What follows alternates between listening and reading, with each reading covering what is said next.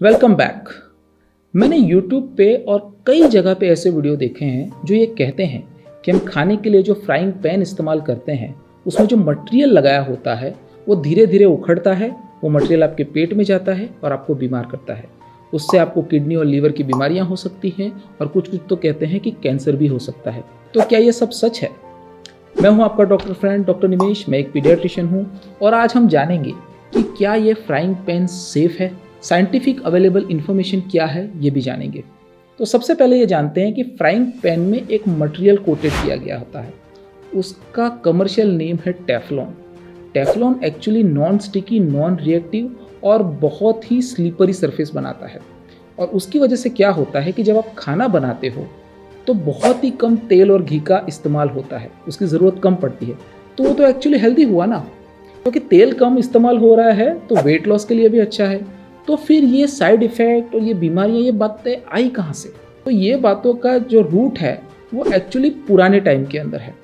2013 के पहले जो फ्राइंग पैन इस्तेमाल होते थे और जो उसमें टेफ्लॉन कोटिंग की जाती थी, उसका मेन कंपोनेंट था PFOA, पर फ्लोरो ऑक्टेनिक एसिड।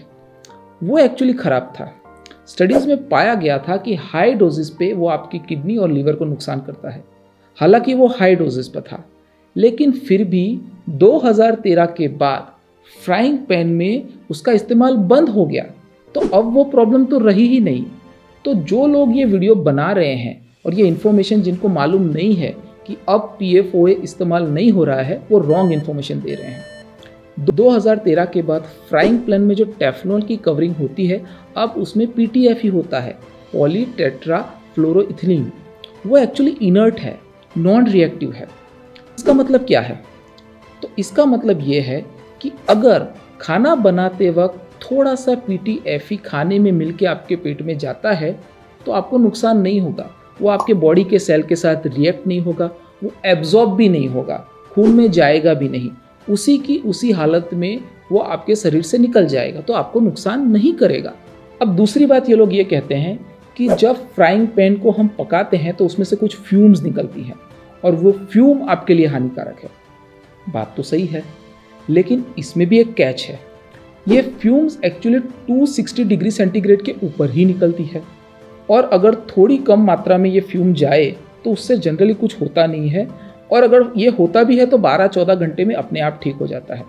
अब सीवियर इन्फेक्शन या इस फ्यूम से सीवियर बीमारी हो सकती है, पर उसके लिए टेम्परेचर 390 डिग्री सेंटीग्रेड से ज़्यादा जाना चाहिए और आपका एक्सपोजर 4-5 आवर्स से ज़्यादा होना चाहिए।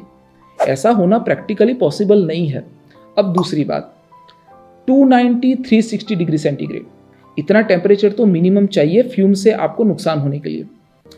हम घर पे जो खाना बनाते हैं उसमें टेम्परेचर हार्डली 160-180 डिग्री सेंटीग्रेड से ऊपर जाता है, तो उसमें वो फ्यूम का खतरा भी तो नहीं है। तो जो फ्यूम का खतरा बता रहे हैं वो टेम्परेचर रिलेटेड है, वो आपको लागू नहीं पड़ती है। जो घर में खाना बना रहे हैं उसमें उतना टेम्परेचर जाता ही नहीं है। लेकिन फिर भी अगर आप फ्राइंग पैन को बहुत सेफली इस्तेमाल करना चाहते हो तो मैं कुछ आपको टिप्स दूंगा। सबसे पहले टिप्स तो ये है कि फ्राइंग पैन को कभी भी प्री हीट ना करें। कुछ लोग खाना डालने से पहले फ्राइंग पैन को स्टोव पे डाल देते हैं, उसको पहले से गर्म करते हैं। ऐसा मत करिए, उसमें टेम्परेचर 260 से ऊपर जाने की संभावना है। दूसरा, कभी भी खाने को हाई टेम्परेचर पे ना बनाएं। मीडियम और लो गैस पे अगर खाना बनाओगे तो कुछ नुकसान नहीं होगा। तीसरा, फ्राइंग पैन में खाना बनाते वक्त जो आप यूटेंसिल इस्तेमाल कर रहे हो, जो कड़छा इस्तेमाल कर रहे हो, वो सिलिकॉन, वुडन का, प्लास्टिक का होना चाहिए। स्टील का कड़छा उसमें स्क्रैच दे सकता है। चौथा, किचन में वेंटिलेशन प्रॉपर होगा तो फ्यूम से आपको नुकसान नहीं होगा। पांचवा, उस फ्राइंग पैन को आसानी से धोएं। बहुत हार्ड मटेरियल से अगर आप फ्राइंग पैन को धोओगे तो उसमें स्क्रैचेस पड़ेंगे और वो मटेरियल टेफ्लॉन आपके पेट में जा सकता है। और छठा, अगर आपका फ्राइंग पैन बहुत पुराना हो गया है तो उसे बदल दीजिए। ये कुछ छोटी छोटी सामान्य सी बातें हैं, उससे करके फ्राइंग पैन से जो आपको रिमोटली नुकसान होने वाला है उससे भी आप बच सकते हो। तो मेरा मानना है कि फ्राइंग पैन अगर आप सही तरीके से इस्तेमाल कर रहे हो तो सेफ है। एक्चुअली वो कंफर्टेबल भी होता है और उसमें तेल भी कम इस्तेमाल होता है, तो लॉन्ग टर्म पे वो हेल्थ बेनिफिट ही देता है। मैं हूं आपका डॉक्टर फ्रेंड डॉक्टर निमेश। इसी के साथ ये वीडियो खत्म हुआ है। वीडियो अगर आपको अच्छा लगा है तो वीडियो को लाइक कीजिए, चैनल को सब्सक्राइब कीजिए। अगर आप मिस्टर बीस्ट को कौन सी बीमारी है इसके बारे में जानना चाहते हो तो इस वीडियो को देखने के बाद ये वीडियो ज़रूर देखें।